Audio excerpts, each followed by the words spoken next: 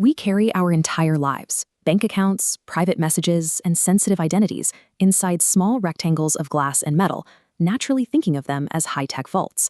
There is a long-standing debate over whether an expensive iPhone is inherently safer than an Android device. The general assumption is that paying top dollar for a premium brand buys you immunity from cyber threats. History tells a different story. Highly sophisticated spyware like Pegasus initially targeted Apple devices, proving that a single missed call could compromise a fully updated top-tier phone.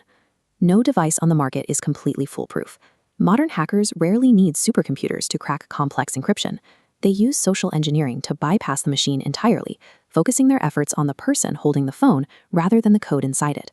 Modern security relies heavily on the behavior of the user, who remains the most unpredictable link in the chain.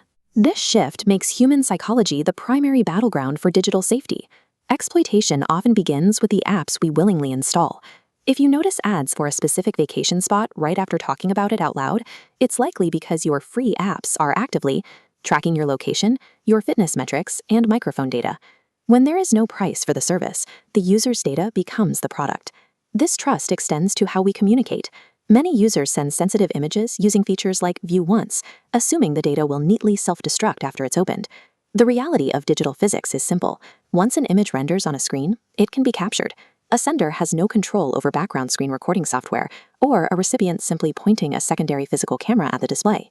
Relying on superficial privacy settings often leads to permanent data exposure. Once sensitive data is captured, it fuels devastating blackmail schemes like sextortion. While older scams relied on easily spotted text messages, attackers now use high-fidelity sensory deception powered by artificial intelligence. In a digital arrest scheme, a parent receives an urgent call claiming their child has been arrested. Over the phone, they hear their own child crying for help. Using AI, a scammer samples a few seconds of public audio and synthesizes a voice clone that is practically indistinguishable from the real thing. Deepfake algorithms extend this deception to video, mapping one person's face onto another's body in real time to create fabricated visual evidence. When a parent hears their child screaming or sees convincing video evidence of a crisis, the biological response of extreme fear often triggers immediate, unverified money transfers. These AI scams target the human amygdala, weaponizing protective instincts to force an irrational response, while bypassing technical security measures entirely. Even when banks require a one-time password to authorize a transfer, hackers target these codes by manipulating users into providing the authentication themselves. One method involves a message asking a user to dial a sequence like *401. This code activates call forwarding, silently rerouting authentication calls directly to the attacker's device.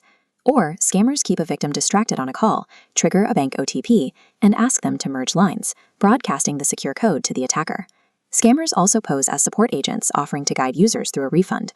They convince the victim to install screen-sharing apps like AnyDesk, which allows the criminal to read incoming text messages live.